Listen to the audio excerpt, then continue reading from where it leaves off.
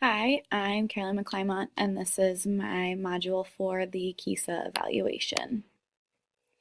When I talked with my principal, we kind of talked both about the district and our school. I'm on the leadership team, so we are actually currently doing KISA, and that is the meeting that I actually have this afternoon to work on it.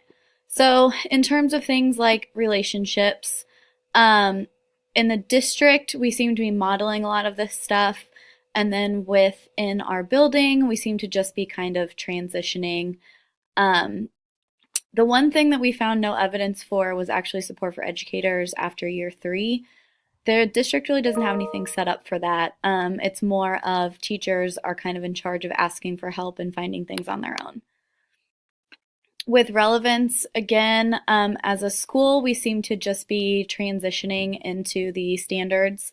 We follow the Kansas College and Career Ready standards, um, but at a school level, we're really working on transitioning into those. And this year, we are working a lot with unpacking those standards. Our district came up with priority standards among the college and career ready standards. And so, what we are doing right now is unpacking those and making sure that we really understand what those standards are. In terms of responsive culture, our district has lots of things that they are currently modeling in terms of like district wellness policies and things like that. We have a lot of that stuff through our insurance. I'm not necessarily sure how much of that is utilized by the staff though. The district climate, I think the district would think that they are implementing that kind of feel, but I think after our previous superintendent, there is lots of distrust among the staff when it comes to our district. And then in early childhood and leadership, I think we're mostly kind of transitioning. My principal leadership style, she tends to have kind of a laissez-faire leadership. She's very hands-off and delegates and doesn't interfere until absolutely necessary. And I think she also portrays some occasional situational leadership where she makes decisions based on the situation.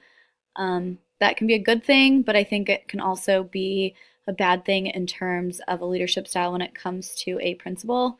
It can cause some discourse among the staff because each situation is handled differently and in terms of discipline with students. The areas of emphasis that we are currently working on, we have, like I said, we're working on this in leadership. One indicator has been chosen, and that is that the leadership team serves as a conduit of communication to the faculty and staff. And then we are going to be working this afternoon on goals to help track and improve student achievement. So we are working on KISA. We aren't quite there yet. It's definitely a work in progress, and it's a lot of work.